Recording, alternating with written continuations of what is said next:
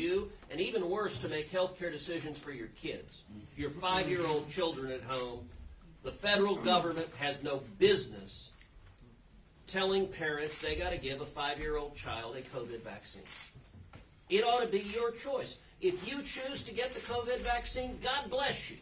That's your choice. You can make that choice. I'm glad that choice is available to you.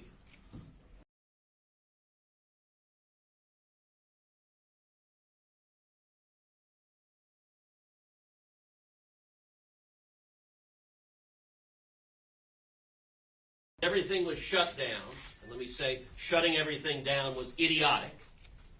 But as everything was shut down, you had truck drivers that were the heroes moving the supply chain, making sure we had food, making sure we had the necessities we needed. You had cops and firefighters on front lines. You had nurses and doctors at the beginning of a pandemic risking their lives when we didn't understand what we were dealing with. What an amazing shift we've gone.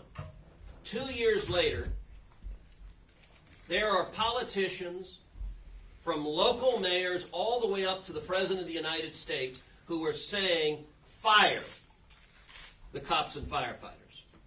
Fire the soldiers and sailors and airmen and Marines who are defending our country. Fire the doctors and nurses who are on the front lines fighting COVID, and fire the truck drivers. Look, just a few weeks ago, the eyes of the world were on the Canadian truckers. That convoy to our neighbor up north was powerful, and they spoke out for freedom. The People's Convoy continues that legacy. And I got to tell you, there are a whole lot of politicians in this building that aren't listening. They're ignoring the people back home. And every elected official, from the local mayor and the county commissioner all the way up to the President of the United States, it's time to listen, and it's time to defend people's freedom. And so I want to thank you for telling your stories. Your stories are powerful. And the politicians, the petty tyrants, they need to hear, and frankly, they need to leave you the hell alone. Before you guys start, can you make sure that you state your names first so the press knows who you are and then So again, I would suggest you ask questions and direct them primarily to the representatives of the People's Convoy. Let them tell their stories. They should be heard. So, yeah, Zach Scherzer with the Daily Beast. Quick question. So during your meeting, did you guys discuss at all the plans moving forward in terms of potentially gumming up traffic in D.C. more, and the next steps in terms of what the escalations are, and also what the demands are from you guys, which haven't been specified? Thanks so much. Well, we've made it pretty clear what our plans are. We're going to keep looping the beltway until we're hurt. That hasn't changed anything. We've been doing it, day 3 now of doing that? We're currently riding two wide, occupying 2 lanes. I believe we're probably about 6-7 miles long. The first day we did it, we were 64 miles long because we occupied 1 lane. In that time, 2 other convoys have joined up with us. We're not going anywhere. We're not going to leave. We're going to stay put. We're going to keep doing what we're doing until we start getting more meetings like we just had today. Our demands, if you want to say, have been pretty clear. And the state of emergency and the vaccine mandates. And let's start holding both our elected and unelected officials accountable for their actions that led to this through bipartisan congressional hearings and investigations into the origins of the pandemic and the federal government's and state government's response to this pandemic. So the demands are that you meet with, because out in Hagerstown you guys had mentioned that you guys wanted to meet with every single lawmaker. Are those the demands for you guys to end? Once you get all those meetings, then to go home? No, of course that's not our demands. You can sit and talk all day you want and have dog and pony shows with all these different politicians. That doesn't get you anywhere. Action on the Senate, action on the floor, action at the state levels, action by our administration is how we get those things met. Having meetings doesn't solve it. They want their freedom back. Look, the result is they want government to leave them the hell alone. They want the mandates ended and the emergency ended. That's what they're demanding, and the meetings are how they get it. Dr. Alexander, let me deal with it scientifically for him. This has been going on for 3 weeks peacefully. Your media must make sure they understand that. There's been no events. This is a peaceful embracing, loving movement, built on the backs of the Canadian trucker.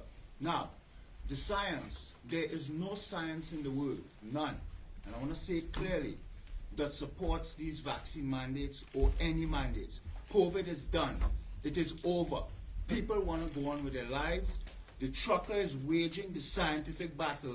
The doctors and academic scientists, the NIH, CDC, FDA have failed to wage for the American people. We should praise the trucker. Sorry. Sir, can I ask a follow-up on that? I spent 10 days up in covering the Canadian protests in Ottawa, where there are a lot of mandates going on. Down here, we've seen this fall, we're in a 9% blue district. The mandates have just been lifted here. I've been walking around and sort of as a game asking people whether they even realize we're in a state of emergency. Most people seem to have no idea because it doesn't seem to affect them. So I guess I'm wondering, aren't you guys winning? It seems like your side has already won, but what mandates are even left? Well, there's vaccine mandates across the country in different sectors. We're losing qualified soldiers.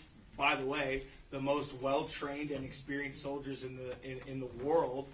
We're losing them because they want to stand up for their freedom, which they just stood up for all of yours for all of these years. They want to stand up for their freedom now, and they're being ejected from the military. You got healthcare workers that are some of the best, the absolute best in healthcare.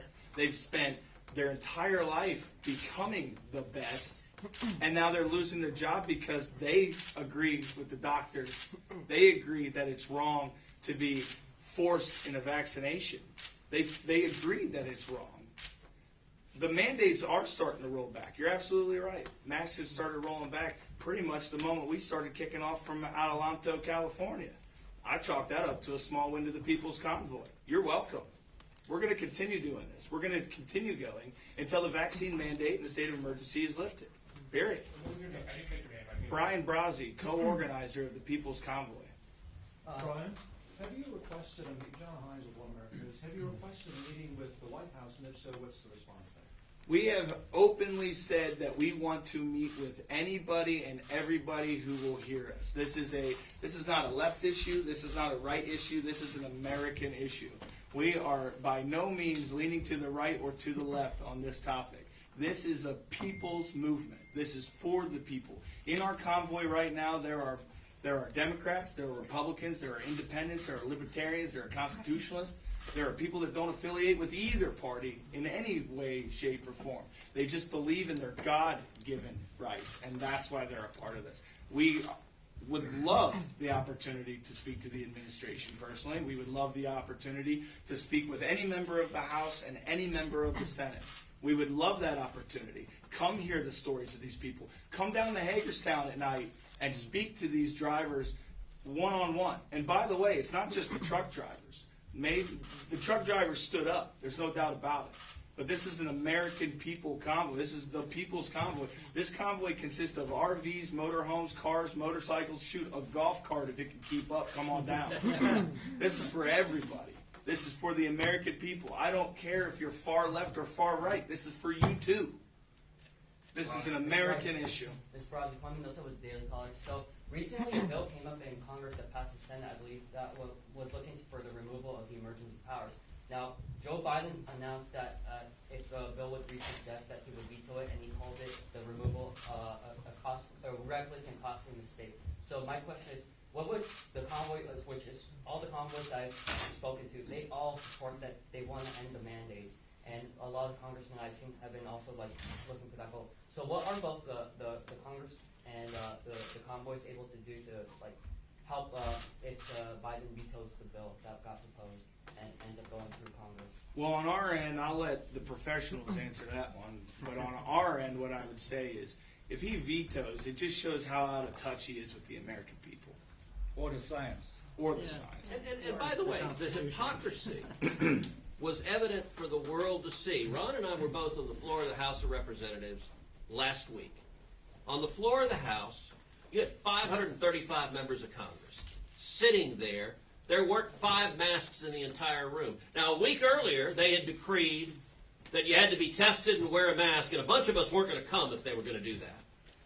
They finally looked at the poll numbers and backed away from that. But these same tyrants that sit there, look, these Democratic politicians, when they're behind closed doors, and this was true a month ago, 2 months ago, 3 months ago, when they're behind closed doors, they take their masks off, they're laughing, they're yucking it up, and then they step out and they see these devices y'all are holding, cameras, and suddenly they go, oh crap, I got to put a mask on. That's not science, that's theater. That is empty politics. And it's one thing if they want to wear masks. I've actually joked that I want to introduce a resolution saying Democrats in Congress are required to wear masks for the rest of their lives. Joking, by the way. I'm joking. That is a joke. That is a joke. But if they want to wear a mask themselves, they're welcome to do that. But what they're doing with these mandates, a minute ago we got a question, what difference does it make? I'll tell you what difference it makes. It makes a difference to everyone who's lost their jobs over these mandates. It makes a difference for the truck drivers that are told they can't go to work. It makes a difference for the doctors and nurses that are being fired.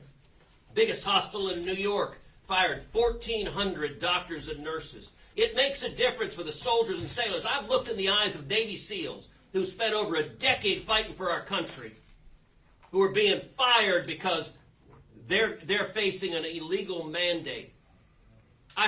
Every week, I fly back and forth to Houston. Almost without exception, every time I'm on an airplane, either the captain or a flight attendant will come up to me, will hug me and say, thank you for fighting for us. Because I'll tell you, United Airlines, sadly Houston's a hub of them, has fired thousands of pilots and flight attendants. What difference does it make? We're in the District of Columbia right now. There are mandates affecting kids in D.C. This is wrong. It is wrong, and what should Congress do? We should vote on it. We should end the emergency. We voted 2 weeks ago on ending the mandates. I had an amendment to end the vaccine mandates for kids. We need to get that done because it's the right thing to do. But let me tell you what's been a reckless and costly mistake. Our response to COVID. 960,000 Americans dead. Globally, 6 million. The human toll of the economic devastation of the shutdowns that didn't work. Yes. What we've done to our children. We've ignored the science. We've actually listened to somebody who claims he was science. He's not. We've ignored the science. I don't care where you sit on terms of masks, but I think the science is pretty clear that they don't work. I'll tell you where a mask, even a really well-fitting N95, change out 3 times a day, where it wouldn't work. With our children. Have you ever seen children wear masks? Yeah, they don't. It was obvious back in March of 2020 that masks were not going to work with children. And yet, look at what we did to our kids for 2 years. It delayed their speech. They couldn't recognize their teacher. They couldn't see their classmates smile. They're traumatized. They are traumatized. They're afraid they're going to kill their grandparents. Yeah. We have traumatized our society. We have had our freedoms taken away from us. Our response has not been a success. It's been a miserable failure. But here's the problem. The people that foisted this response on us, the people that took away our freedoms, they'll never admit they were wrong. At this point, with the body count as high as it is, they can't afford to be proven wrong. And here's the problem. They have the power. They're the administration, the health agencies, the big pharma, the corporate legacy mainstream media, the big tech social media giants. They have the power to make it pretty darn difficult, if not impossible, to prove them wrong.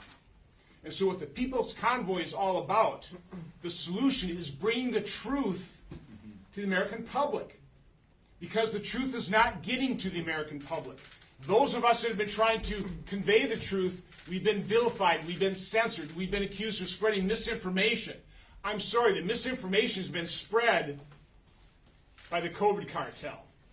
They are the ones that have censored the truth. They'll continue to censor the truth. And that is why I'm so appreciative of the People's Convoy. They're trying to let the American people understand what has happened to them.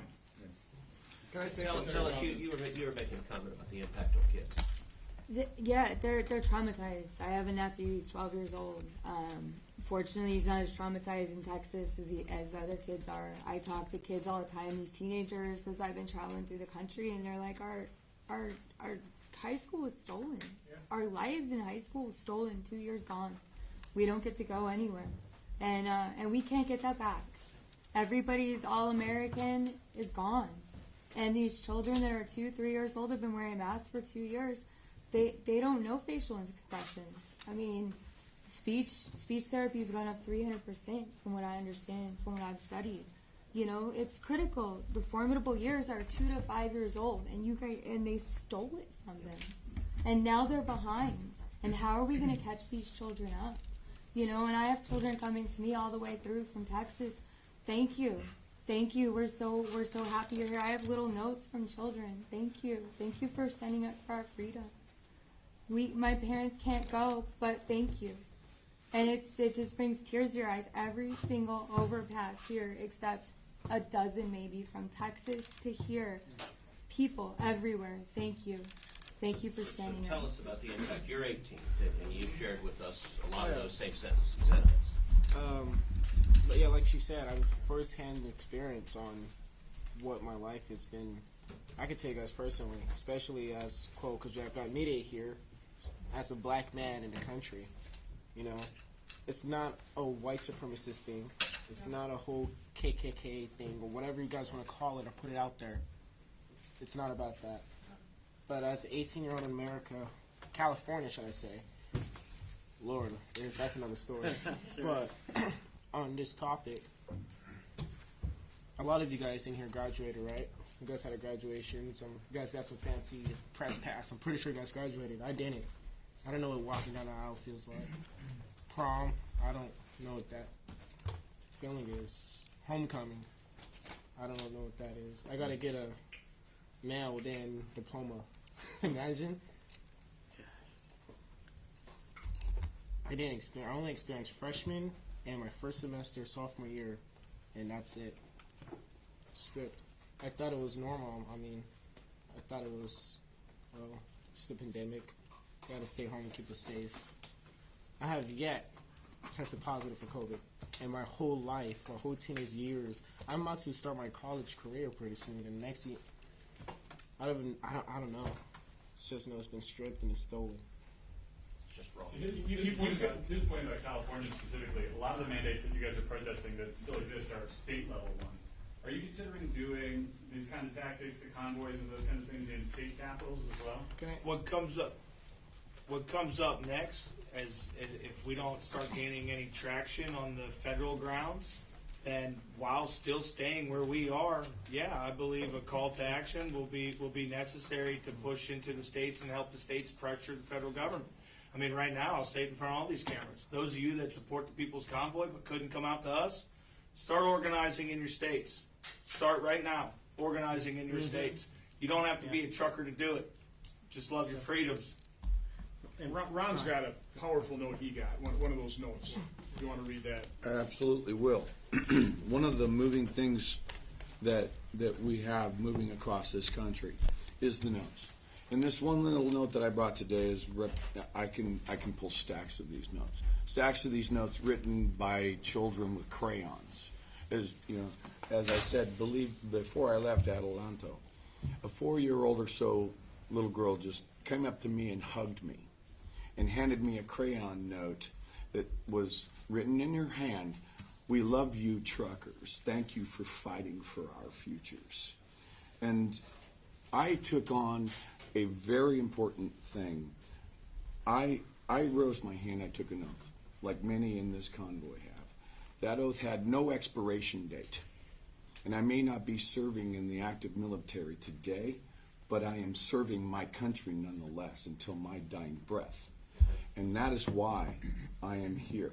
I am telling these people, I am the Pony Express today. And I'm taking your messages. I'm taking your tears, your hearts, your love, your I love yous, and every message and every word you give to me, I'm taking it with me, and I'm going to let them be heard. So let me say this one letter. Dear trucker, I admire your courage and your determination in doing this.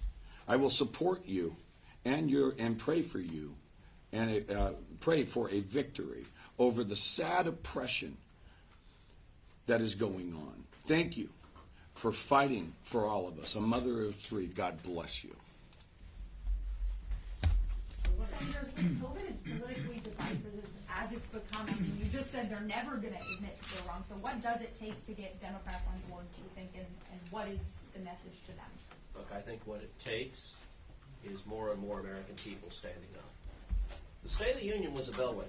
As I said, a week before the State of the Union, Pelosi had put out an order that you couldn't come to the floor of the House without wearing a mask. And yet, you know, it's amazing. The thing that changed wasn't the science, it was the polling. I do think you're starting to see Democrats getting scared that their authoritarian abuse, people are fed up with it. People are tired of shutting down their businesses, shutting down their schools, abusing their freedom. And I think more and more people standing up and speaking out like the truckers are doing right now. What's got to happen is elected officials have to be more afraid of the people than they are of the party bosses in Washington. Right now, that's not happening. But that needs to change, and I believe it is. I would ask, why has the CDC, the NIH, the FDA been so non-transparent? Why have they not provided the American public with the information that we need to make tough choices? There's nothing easy, from my standpoint, in terms of making the choice to get vaccinated or not vaccinated. That's a personal choice. It should be done with informed consent. But our health agencies have not given people the information. So what's it going to take? I think the truth. And I think as more and more truth actually starts leaking out, and it's coming in from all over the world, I think people will be awakened. And again, that's what the whole purpose of the People's Convoy is, to awaken the American public to what's happening. You know, Pierre, do you want to speak a little bit on this? I mean, there's so few of us who get a public chance to speak out, but you know, when you look at these mandates, they're using science to convince people of these mandates and the need for these mandates. The science isn't there. It hasn't been there for a long time. We know the data. I mean, they've corrupted science. I mean, I'm a physician, and when I look at the practice of medicine, all across this country, we're infusing drugs that are extremely expensive and don't work, some of which are toxic. The dangers of these vaccines and lack of efficacy of the vaccines, you can see it around the world, but not in the U.S. You know, they're now on record, the New York Times, they've hidden data. They have not shared data with us. We've seen the data. When you look at U.S. data and you look around the world where they're more transparent, they don't match up. This is all about supporting a global vaccination policy. They've sold tons of vaccines and lots of medicines that don't work. There's endemic corruption in this whole response. When we talk about the failure, look how the U.S. has fared in the response to COVID. It's been a horrific failure. But a lot of people have made a lot of money. And I'm sorry to be a physician in society talking about corruption and money. But I've had to, because I had a front row seat. I've been subjected to this. I've seen people die every single day. They land on ventilators because of ineffective and under treatment. Early treatment's been suppressed. You know how many people have died, how many families have been ruined? And then I have people coming to me because their families are in the hospitals and the doctors are doing really dumb stuff because they're using ineffective medicines and the people can see it. They keep dying. And they say, Doc, is there anything else you can do? I can't. Got to follow this protocol, which comes out of some building in Washington, D.C. They're not letting doctors doctor. And I can see that. I've had to leave medicine. I've had to leave the ICU because I am not going to stand there and watch people die when I can't practice medicine. I can't give them things to save their lives. I mean, this is too much. And I'm talking about the science in medicine. My friends, my partners here in the convoy, we talk about the lives, you know, that question, we remove mass.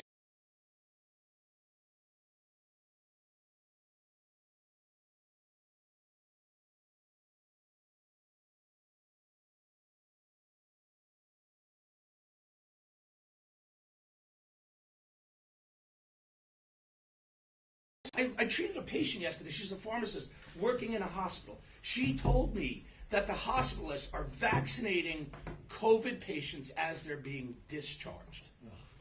We've lost our minds. And the reason why we have done that is because nothing but unending propaganda and censorship. I don't know which of you guys are censoring the real truth and the real data, but it's happening. And when you do that to an entire population, you see really strange stuff happening. And I've had to sit there and I've had to watch the entire field of medicine doing really strange stuff, causing a lot of death. And I wanted to echo something Dr. Senator Cruz said, and that's why, again, we come back to the trucker, why we owe the U.S. trucker and the Canadian trucker so much praise. The COVID response was so catastrophic. I can talk from the administration's point of view. I can tell you, when we locked the children down and we closed schools, the general public, the cafe latte class, the Zoom class, those people who could have remote worked easily, they didn't understand that Johnny and Susie only got their eyes tested in school. They only got their ears tested in school.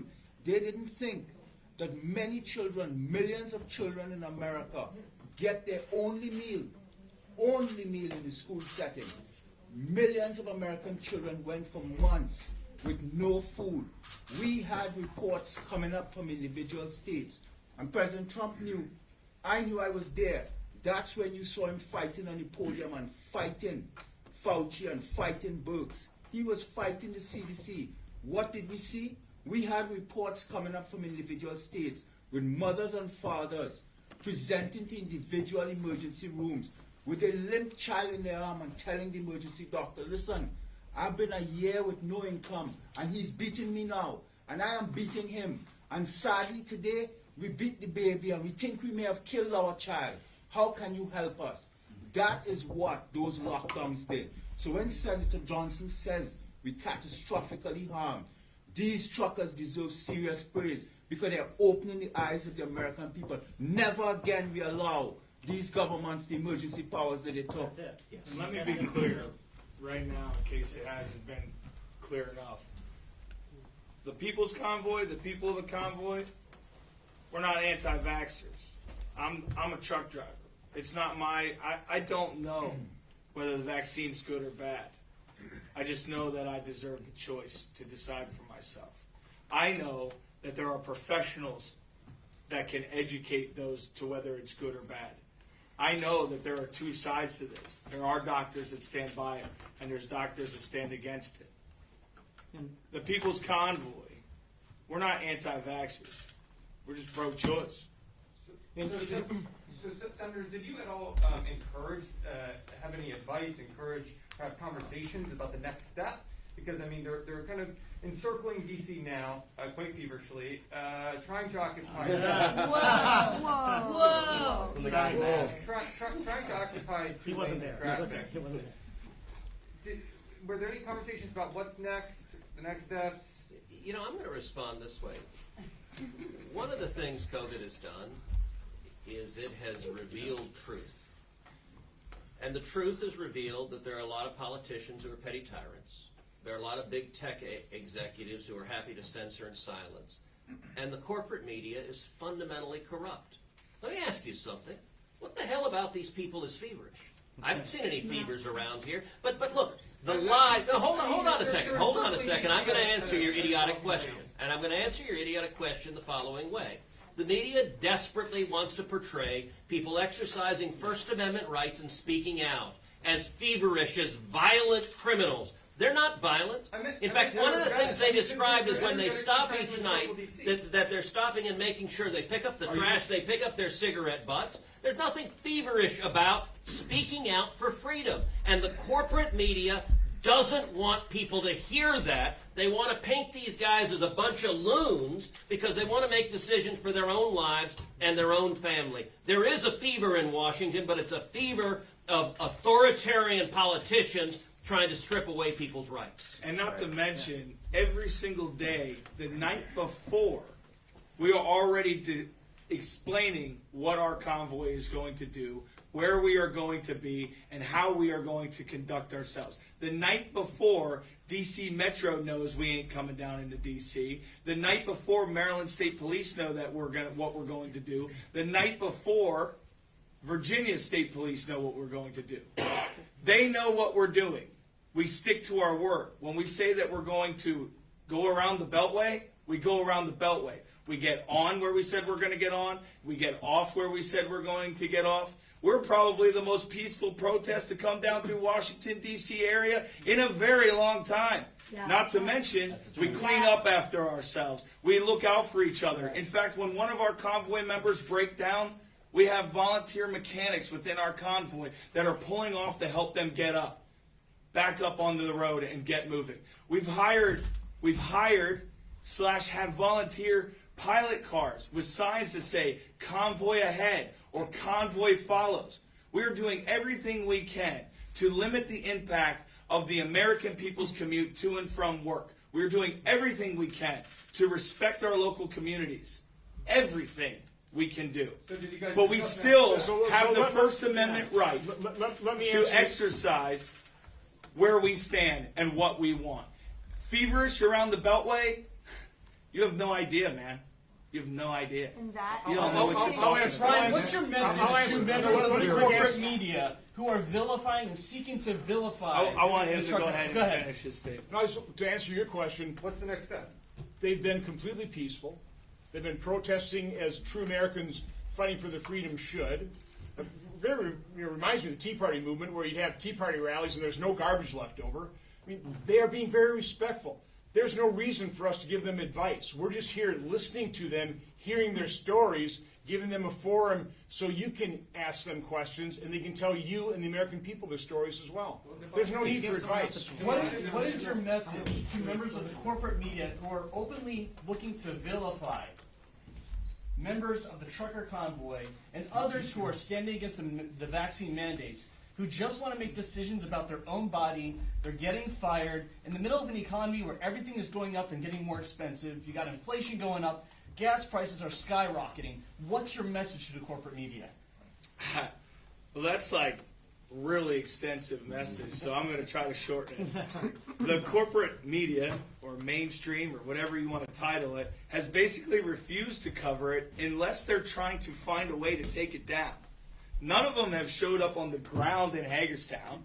None of them have been there to actually see the community that is developing, the peace, the love, the left side of the aisle, the right side of the aisle that are coming together. They have chosen to be negative. They have chosen to try to divide. It is them that have divided this country. They continue it. And the American people have had enough, and that shows by the millions of Americans that have stood along the highways and across the overpasses from Adelanto, California to Hagerstown, Maryland. They're out of touch with who the American people are, and many of the politicians that refuse to understand where we're coming from or don't want to meet with us, the corporations, the CEOs, the white collars that don't want to listen to their employees, they are out of touch with who they are out of touch with who Americans really are. Exactly. They're catering to these conglomerates. It is time to listen to the people. It is time that the government is reminded that they work for us. Right. And that it goes on a global scale, around the world. It's time that a new renaissance period is ushered in. A renaissance of freedom. I encourage every truck driver around the world right now, stand up. That's it. The people around the world, stand up. This isn't just an American issue. This is a global issue. This isn't a right issue or a left issue. This is an issue of the people. It's time that the people are heard. It's time that the people stand up. It's just time. I don't know how much more we can say about it, how much clearer we can make it. I don't care how long you've been in office. I don't care what your background is. I don't care if you're extreme left or extreme right. This is still for you. You should be a part of this. Take the hate away. You can go back to hating each other when it's all over and we get on the other side of this. But restore our freedoms. And abide by this. The Biden administration announced that it's going to be stopping oil imports from Russia. So that means the price of gas and diesel is going to skyrocket more than it ever has. So on a logistical level, is this going to start causing an expense a problem for you guys if you're driving every day and people have to drive all But the way but back? it across the shouldn't. country? It shouldn't. I'm from the oil fields. We have plenty of oil down there. We were independent. We did not have to buy oil from anybody years ago. That changed. It's not going to increase production here, but it's Yeah. going to the truckers. Is That changed on day one of this administration. Your costs are going up, but can Excuse somebody me. answer Excuse me. I'm that? tired of this. I'm so tired of this shit. Excuse my French, sir. Quick question. You have a thing on it that says press. Do you know this right here covers it, right? Our founder fathers. You have the freedom to believe what you want to believe. Okay, I'm not questioning your job. No, listen to me, please listen. Listen. I'm not questioning your job, what you think, what you feel, but it boils my blood when the American people out there. I gave a lady my jacket the other day because she was standing outside in cold while she was locked out of her car. We're out there fighting for each other's lives every single day. You have the goddamn freedom to believe what you want to believe. The freedom of press, the freedom of religion. We're not questioning you. All I gotta just say is just give the American people a goddamn chance. Excuse my French to all the women in here. I'm so sorry, but that just I'm so sorry. You keep saying what's next. We are here until we end this menagerie of mandates and not laws. We are a country of, please let me finish. You spoke, I'm speaking. We are a country of laws, not mandates. Mandates are something that come in a smoke-filled room with your mafiosos sitting in there saying, this is what we are going to do. And when you guys wake up and deliver that message to the people and stop, that's when we will stop. That's the next steps. So, and let me, we should wrap up soon, but let me Sorry. give these guys a chance to, if either of y'all want to share anything. It sounded pretty aggressive here. Sorry. As you can tell, this has There's a lot of passion. this is coming out of passion and love for our country. This is coming out of the feelings that we felt rolling out of Adelanto all the way here. And there's convoys that came from other directions to join up with us as well. This is how passionate we feel about it. This is how it's affecting us as individuals. This is how it's affecting our communities, our loved ones back home while we're on the road working. It's not an attack at you personally, sir. No. It's just that it has been an ongoing trend of the. And I understand, and we respect that you have a job to do. I think many of the people that have been embedded with us know exactly where I stand with the media and how I feel. I respect you as a human being. I respect you as an individual, and I respect that you have a job to do. But it's also your responsibility as the press to report fairly and accurately and to get the full picture and understand something before you put it out. I'm not saying that you as an individual are doing that, but the media around the country have been sowing dissent and divide on all topics, on all issues for many, many years now. And it's time that we get back to reality. Yes. And as though some people might have started directing at you. Sorry. There is no disrespect meant towards you as an individual. I think this is a good time to wrap it up here. I think you heard the passion here. I think you heard what they're fighting for, and it's very simple. They're fighting for freedom, and they're going to continue to fight because a lot of them have served this country, as millions have. We're fighting for freedom. That's what this is all about. So thank you for attending. God bless all of you for your efforts. Hey, Brian, what did you hope, you and everyone else here, what were you really hoping would come out of today, and do you feel like you've accomplished it? I got what I was hoping for. I got 2 respectable members of the Senate here, and I got all the media to come in this room and start covering it. Amen. That's a win for me. That's a win for the People's Convoy. Later today, we have more meetings, and tomorrow's a new day, and the convoy is going to keep rolling around that beltway until we achieve what our goals are.